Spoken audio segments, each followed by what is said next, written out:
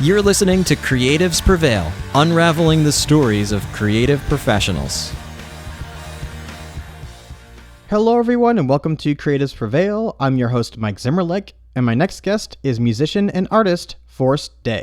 In this interview, we discuss scrapping an entire full-length album that was produced in the 5-figure range and starting from scratch, which is now his upcoming album, Right on Time. We also dive into balancing family life while being on tour and fans investing off of one Facebook post.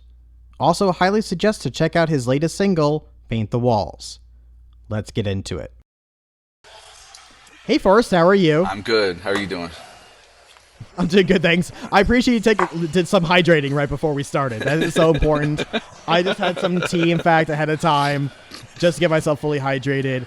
But also, I appreciate you so much because you literally just got to the venue and went cross-country to get there. So thank you so much for being on the show. But also, I'm sure how exhausted you are going. You mentioned just before we started about going 4 days on the road, going straight to Charlotte. Yeah. It was pretty. Only 2 of us did the driving, and then the rest of the crew flew in. So we didn't have. So it was just like the 2 of us doing the drive. So we could have done it faster, probably with more people. But we also wanted to be able to make some stops and enjoy things a little bit. But we didn't have that much time for that. It was like pretty much 12-hour days. But got to go swimming in the Ozarks in a nice little swimming hole, like straight out of the movies, and.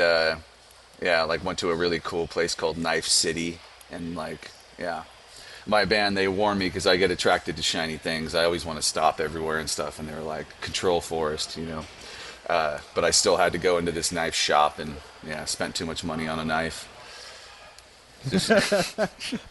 But you know what? I think that's the thing, right? So obviously touring is part of is part of the job, right? As a touring musician, right? Yeah. Is travel is part of the job.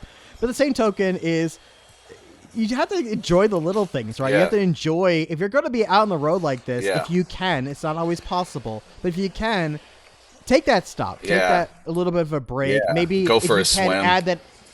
Go for a swim, add that extra day or 2 in your travels. Yeah, it's awesome. I'm kind of like that. I have an adventurous spirit, and I like to enjoy things, and I'm a very curious person. Absolutely. So is this your, I'm sure, have you done touring before? Is this your first tour? Have you been on the road before? We haven't been on the road much since COVID. So this is like us getting back out there, and I'm really excited about it because this is what I like to do. I'm sure it's challenging though, because I understand that you're also a father of 2, so Yeah. to be away from your children also could be a little bit of a challenge. Yeah, and it's a challenge for my wife, and but yeah, she could not be more supportive, which really helps. She knows that this is what I do, and this is the only thing that I'm good at, and it makes me happy, and she cares about me being happy, which is great. What more could I ask for? Because I'm sort of like it's my sanity keeper, doing these shows and stuff. If I don't do it for long enough, I start to get a little stir crazy. I have a big thirst for adventure. I need voyages, and then I like extended periods of time at home. I love my kids very much, but Papa's got to go have a fantastic voyage once in a while. So I'm out here getting my kicks. I understand that family is, obviously being a father and having a wife, family is important to you, but overall I understand family is very important to you, especially because your single is essentially a representation of that, your new single, Paint the Walls, and in fact your music video is a compilation of older footage of your family growing up. Yeah, that was a trip, because you know what? I'm just going to be 100% honest about it. The label services and publicists, they were like, "You need a video, dude." And I didn't have, it was crunch time, and I didn't have anything. And so I was like, all right, I'm going to make a music video. And then I was like, I started transferring the old like VHS tapes to digital, and I started like doing an edit of the cool stuff that I was looking at, and I was like, am I going down the wrong path here? Like, what am I doing? Does this even like fit the song at all? And then it dawned on me, I was like, this is exactly what the song is about. Even though the lyrics might be sort of like elements of it, the big picture it was like dead on. It's hard to explain. But like the song is about preserving that, like that feeling, those people around me. I had all these magical, charismatic people around me growing up, and it was like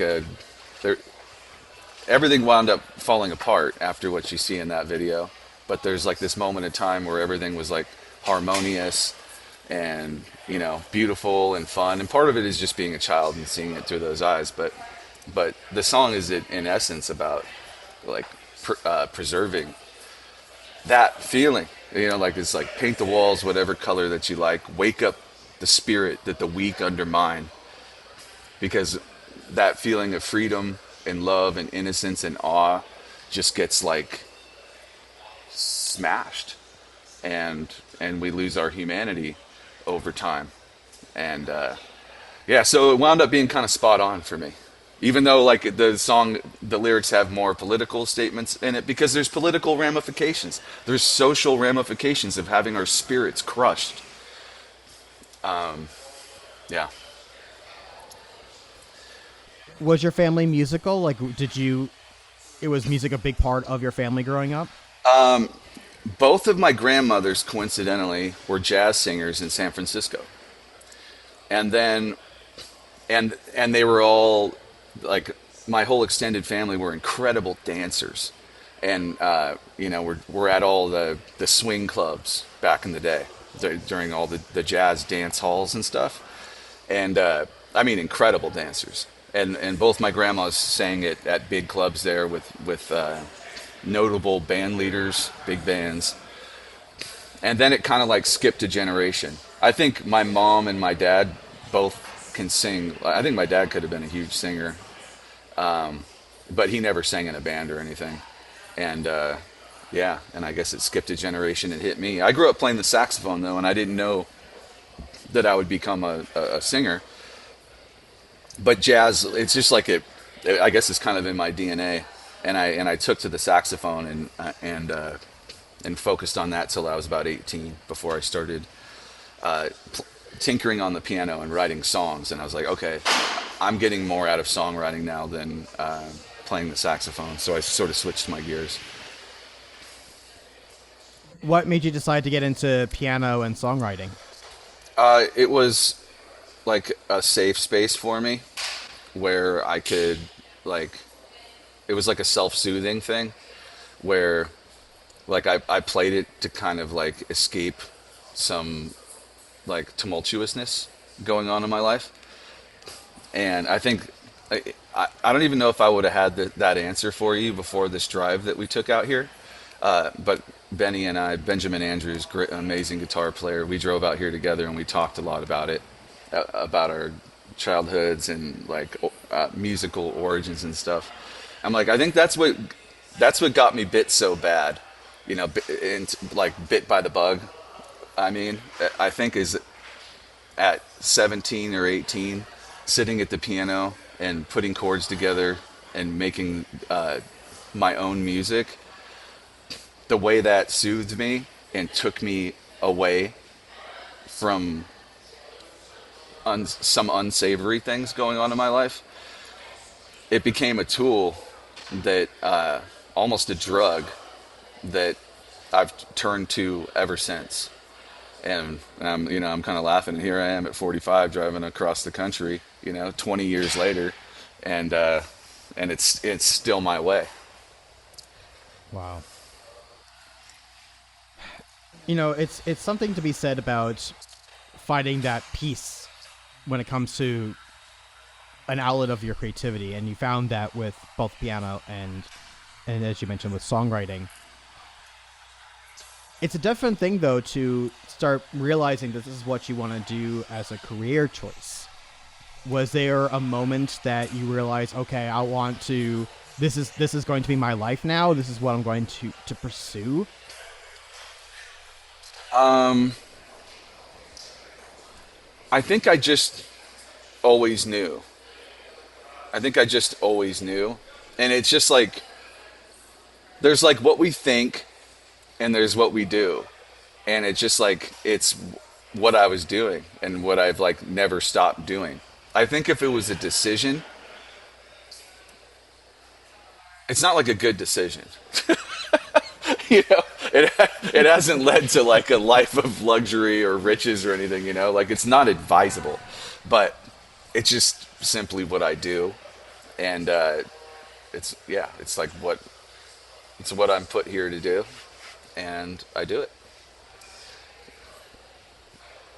It's a sense of fulfillment I would feel in a certain way, right? It's like you mentioned yourself, like it's just what I do. You found your purpose. Yeah.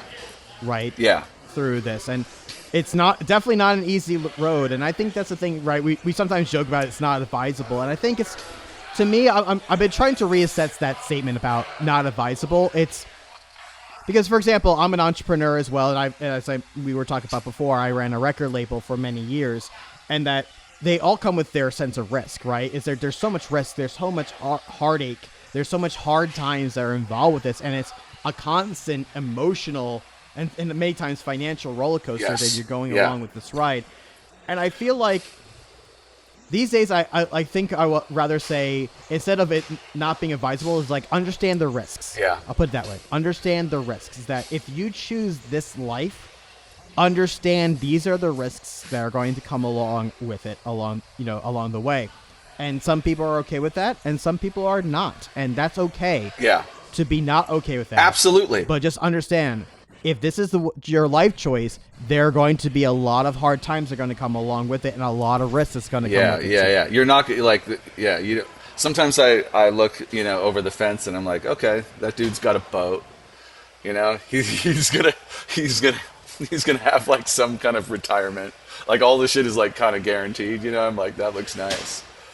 And then I wrote a song about it. It's an instrumental called "The Road More Traveled." Absolutely, but you also don't know how that person got the boat. Are they actually happy? Do they actually feel fulfilled? Because sometimes they'll be like, watching you going, I'd rather be on the road and just playing music because that's something that I would love to do. Yeah, right? Yeah. So.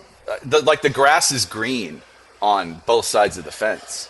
You just have to, you got to admire your own lawn. I like that. You got to admire your own lawn.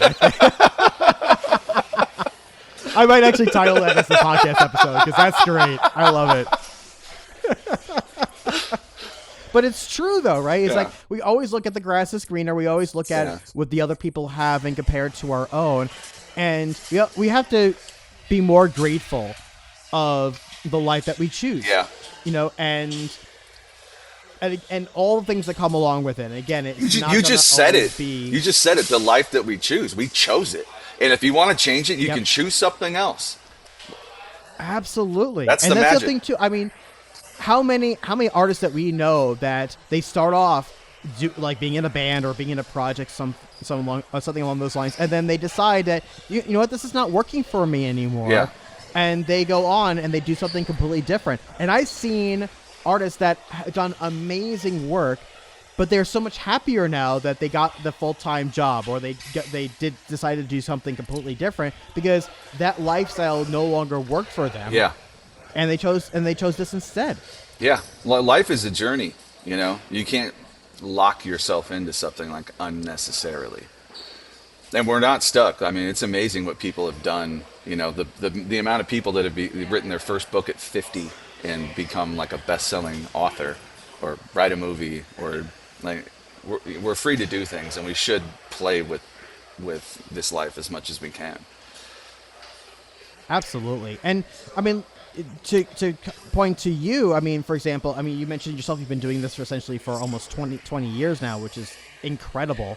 And one of the things I noticed is that, yes, you've been releasing EPs and singles along the way, but it's been a 10-year gap between your prior full-length album and the one that you're about to release, which, you know, I appreciate the patience in that, and especially these days because the fact that, you know, it takes time to put something like that together, and also doing a full-length album, you know, that is a feat in itself. It sure especially is. These days. Yeah, I can tell you understand. Yeah, it really is quite a feat. Yeah, and this one was another mind-bending journey. You know, I kind of like made the album 3 times because I'm a psychopath, and it and it's like, yeah, now it's finally almost out, and I'm excited, but also feel very like it's kind of like torture too when you spend so much time on something. I think, yeah, I was comparing it last night. It's like, God, if I just spent like only a year or 2 on this album, I would feel like I was like dropping my kid off at preschool. But I've spent so much time on this that I feel like I'm dropping my kid off at college, and it's coming with this like baggage. If that makes any sense. So you mentioned, I do want to touch base on something that you mentioned earlier about that you redid it a couple of times, because I understand you started it around right when the pandemic happened, around 2020. Is that correct? No, I started it in 2017. And the album was... Wow. Okay, so almost 8 years ago. Yeah, I started it then, and then what happened was I had it pretty much done. I had a big shot producer, mix engineer, mix half of it, and then the other half was going to be mixed by myself because I'm like okay at mixing. And then COVID happened, and I got stuck in the Philippines for 2 years because I couldn't. That's a whole long story that would take up half this podcast. But long story short, I got stuck in the Philippines for 2 years and had 2 babies while I was there. And I was writing a bunch of music out there, and I ran out of money, and I had to do a GoFundMe in order to get me home. And so part of the deal was, I'm going to put out this music that I wrote while I was here, and that's Limbo, that came out in 2024, I think. So that further kind of pushed back Right on Time, the new album. And then when it came time, I was like, all right, Right on Time's like done. I'm just going to mix those tracks that this super producer didn't do.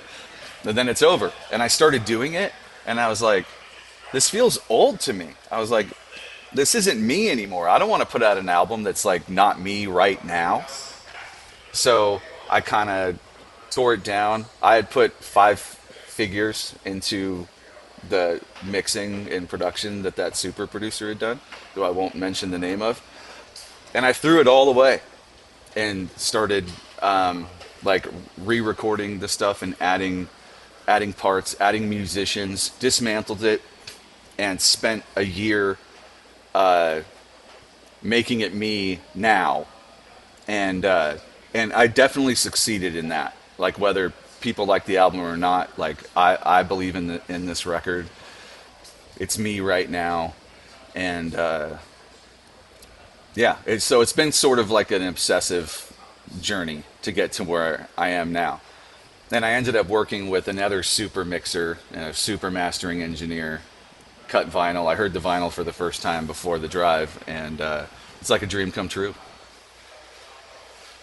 I admire you a lot. That's not an easy thing to do, to walk away from a project that you already put in 5 figures into. Everybody was telling me not to, dude. Everybody was like, dude, what are you doing? Like that. Everybody was telling me not to. And now everybody that was telling me not to says it was a good job. So. And you know why? I'll tell you why.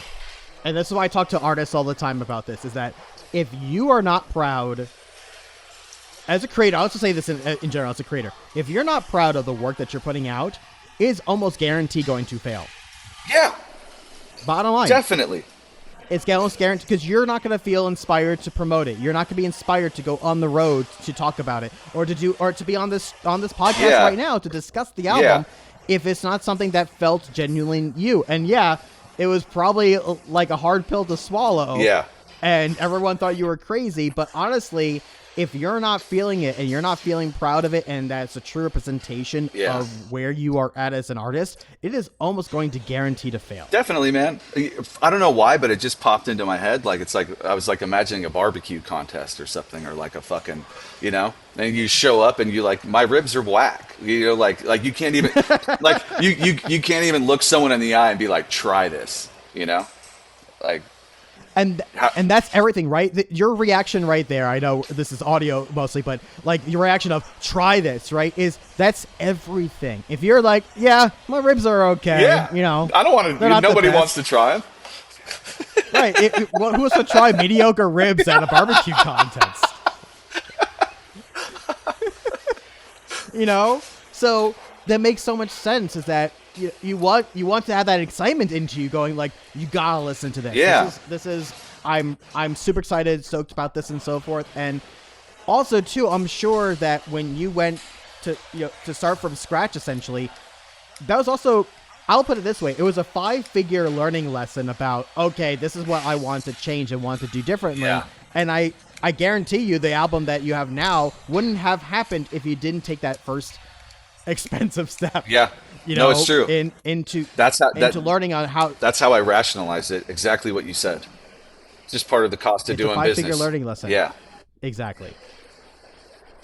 We see it time and time again, right? We see this across the board, but especially in music, is that, okay, yeah, it was a hit and it was a hard pill to swallow, but you wouldn't have gotten the album that you got now if it wasn't for that major step along the way. Right. And I think that's important to understand that. Yeah, it is. And one of my superpowers or flaws is that I am not afraid to burn it all down.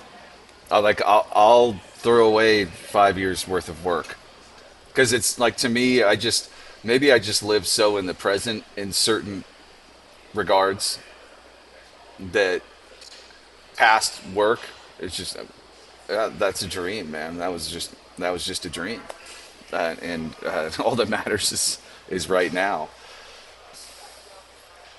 Absolutely.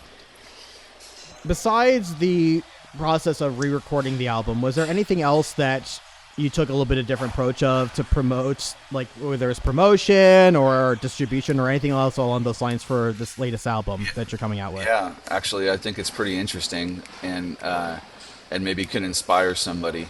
And this is the second time I've done it, but they're in slightly different ways. This time, I made a Facebook post asking if anybody wanted to invest in my new album, and it was wildly successful.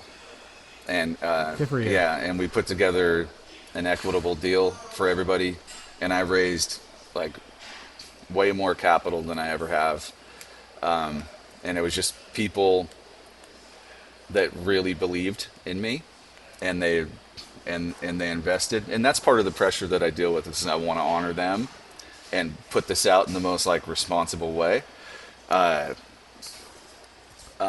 But yeah, it was kind of like a magical thing, because honestly, I just made one Facebook post about looking for investors, and then a dream came true, and an opportunity to get this album out there happened. Why do you think it got such a good response? I have an amazing fan base. It's small in terms of the planet, but I've had a lot of regional success, and I have a very loyal fan base. Like, I mean, if you come to one of my shows on the West Coast, it's like, people know every word. They're singing every word during our shows, which was one of those moments when that first happened. That was one of those moments where I was like, okay, that was another bit by the bug moment, where I was like, oh my God, I am like, it like, how do I say this? It was like, I'm not alone. Like, because it's like saying things in the songs that you feel vulnerable about or nervous about. Like, like, why am I saying this in a song, you know? And then when people are like screaming those lyrics at you for the first time, there's like a feeling of like, wow, I'm really not alone. And I sort of lost my track of how I was going to tie that together to what we were talking about. I do want to talk more about the fan base then, if you don't mind, Yeah. because of course most all artists are looking for that loyal fan base that sings along to their songs at every single show. What can you attribute towards that for yourself? Was there certain things that you did to accommodate the fans? Like how would you go about like, for example, if an artist is starting out and they're trying to build that fan base up, what would you do? Like, you have to be yourself. Like, you can't. I mean, I guess I can't say what you have to do, but I feel like authenticity is everything. I think everybody recognizes that. And if you're trying to make a formula to just get, you know, people to sing along, you're trying to be clever, you know, that works for like a hook. That works in pop music. But I think in order to like reach somebody's heart, you have to be speaking from your own. And I make very personal music, and my lyrics are very personal. And people will relate to that. If you're saying it in your own unique way, and that's not trying to be unique, we are all unique. And if you say things in your way, like from your experience, people are going to relate to it and latch onto it on a different level. Then there's show bands, and that's a whole other thing, you know? I don't have a six pack and I can't do a backflip. So I just fucking I just make songs about what I'm going through, because like I told you before, that was always my escape. That's how I self-soothe. And then the result is that I've been able to soothe other people. That's great. You know, I mean, cannot stress enough, and I talk about this a lot on the podcast about authenticity, and you have to start there. But there's also another thing too, that yes, you can connect with your fans, but then there's that sense of nurturing those fans too. Because I mean, again, having that kind of success in investing into your album only happens because, like you mentioned, about the loyalty that your fans have and the work that you do, and that does require a very special connection. You know, there's music that I can connect with, right, from amazing artists. There's a whole other thing to support them financially to that level. That's a whole other degree. Yeah, absolutely. I think I've been around for a minute, and I've been consistent. Because I haven't like been consistently cranking out full-length albums, but I've been consistently rocking shows. And my show is, you know, where I'm trying to figure out how to phrase it, but my show is where the power is, because that's what I do best. That's what I do best. There's something good and raw that happens at the shows, and I've been so consistently doing that, always give 100%, and doing that for long enough to where people just believe that I'm going to get out there and work, because that's all I've ever done. And you don't necessarily need to do backflips. No, I used to be an agile dude, though. Oh my lord! I'll just say backflips are fun. I love the band. I mean, I'm huge pop punk emo guy, so I love the backflips. But you don't necessarily have to do that, right? It's like, I think that point is that there are so many ways to be entertaining on that stage, and there's many ways to not only be entertaining but also to captivate the audience. And I've seen it every which way. I've seen high energy bands that just keeps your attention and keeps you going for their entire set, and I've seen others that you've seen this before, an artist that has just a acoustic guitar and sings and can still keep your attention for hours. Yeah. I've seen it go both ways. Yeah, absolutely. I think that just has to do with the craft, right? And like you said before, is that you bring it to the shows every single time you go, and you bring your full performance with you, and to keep the audience engaged with you for every single moment that you're on that stage. Yeah. Yeah, and there's no how-to on that, you know. I don't know.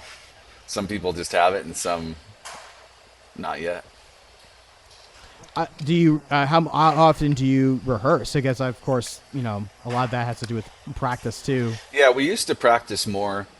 The band is pretty airtight. It's like great players. We had one rehearsal before this run, and that's all we need. It's there. They bring it, we bring it. It's a pretty well-oiled machine. Then I was fortunate that I was able to get all like the core guys out here, because it was looking like I might need to get some subs, and that's when it gets a little trickier. But yeah, like we're bringing the full thing. We call ourselves the 5-piece Nuggets, because it's just it's like the core, just badass thing that we get going. It's a vortex. So, before we, I do have a couple of fun questions for you before we start wrapping things up here. But I did want to ask you if there was anything else that you wanted to mention about either the single that you just released, which is absolutely incredible, by the way. I was listening to it a couple of times before we jumped on the interview. Oh, thank you. Absolutely gorgeous song, you. And I did love the video too. It was a very sentimental video, so it was a very sweet video of all this footage. I can see, like, it kind of reminded me of my past too, because we're around the same age. It kind of reminded me my childhood and my past as well. So is there anything else that you wanted to mention about either the single or the album coming out? No, what came to mind when you were saying that is I was like, obviously, I was like, I don't know if this is objectively cool or not, because it's my family and my old videos, but I thought just showing, because there's so much raw emotion in it, and it's just like little human caricatures, and I know that's like going to be boring for a big part of the population, but there's some people that find shit like that interesting. I'm like one of those guys. Like, I think if that wasn't my family, I'd be like, oh, this is cool. Like seeing, because it's all like people being raw, and but yeah, I think as an artist, you're always clamoring for a little objectivity. Absolutely. Yeah. All right, so I have a couple of fun questions for you to wrap things up here. So the first question I have for you is, what was the very first concert that you ever went to? I think my earliest memory is Huey Lewis and the News. Oh, that's a good one. I've never heard anybody do that one before. That's good. Him and Sade, which like, and I grew up on Sade, and I loved Huey Lewis. I was 5 years old. There's this like really old kids like kiddie land called Fairyland in Oakland, and this was just like a great day. I went to Fairyland, and then afterwards we went to the Greek Theater in Berkeley and saw Huey Lewis back when concert decibels were way up. The city ordinances weren't like that. I remember feeling the bass in my chest and seeing Huey Lewis just rip on stage in a blue t-shirt, and I was like, that's my hero. That's awesome. I love that. Do you have a go-to artist that you're listening to right now? Anything that you're really liking at the moment? Not really. Benny was playing a lot of good music on the way out here. I like JID or Jid. I don't even know how you're supposed to say it. I like his music. I like to pay attention to productions. So like a lot of the big artists, like I listen to anything Kanye puts out because I always think it sounds interesting. So yeah, I kind of like listen to music just to hear sounds and production kind of thing. And when I really just want to listen to music, I often just go to the classics. I like listening to classic soul and stuff, and now I like old country.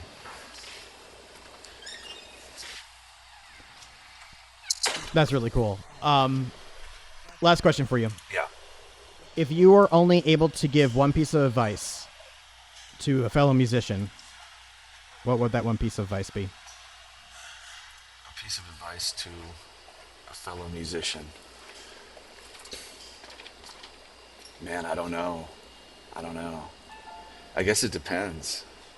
I think, like, as far as, like, the young musician, or I guess it doesn't matter. Just be yourself. Use it as a tool for yourself, and then it'll come outwards and affect other people, if that's what you're after. Or if you want to just hang out in your bedroom and soothe yourself with your guitar and sing covers, that's awesome too. But if this is like really what you want, like, don't give up. Like, never give up. And I have this phrase going through my head pretty often. Am I an inspiration or a cautionary tale? And but fuck it, we'll find out. Like, I love that, and cannot agree with you more. It's like you said, you have to be yourself. You have to be honest with yourself of what you want to accomplish with this. And everyone can be creative, and some people, they want to make that full time, but you also don't have to as well. And if you know the risks that's involved with that, and you're along for a very interesting ride. But it's I mean, I wouldn't have it any other way. I mean, again, tons of ups and downs and so forth, and I have to continuously remind myself of how incredibly lucky I am to be able to do something like this. And because not everyone's even able to take those kind of risks, and I'm able to do so, you're able to do so, is to still pursue something that you feel truly fulfilled in doing. Yeah, and you'll get tested along the way. That's for sure. Do you have kids? I don't. Yeah. Them coming along definitely gave me the final boss of, like, should I keep doing this or not? Because that's when the voices get louder. It's like, bro, what are you doing? But hey, it's all okay for now. I love my kids. They're getting 3 square meals a day. They're going to school. They're very happy, and I love being a dad. And as long as I can maintain that, then onward. But at the end of the day, I got to do whatever it takes to take care of them. So we'll see what happens, man. Fucking fingers crossed I get to continue on this ride, because I'm getting too old to do other shit. I can't do. I looked into it. I was like, yeah, firefighters. Nah, I'm too old. My knees are screwed. Yeah. Well, I wish you the absolute best of luck on your tour. Best of luck again for the album coming out, and congratulations on this new single. I highly encourage everyone to take a listen to it. It's an absolutely incredible song. And again, thank you so much for being on the show. I really do appreciate it. Man, thanks for having me, and it was genuinely nice talking to you. Nice to meet you. Thank you so much for listening to Creatives Prevail. If you enjoyed this episode, please share it with others or leave us a review. They are an immense help. Now go out there and make something happen.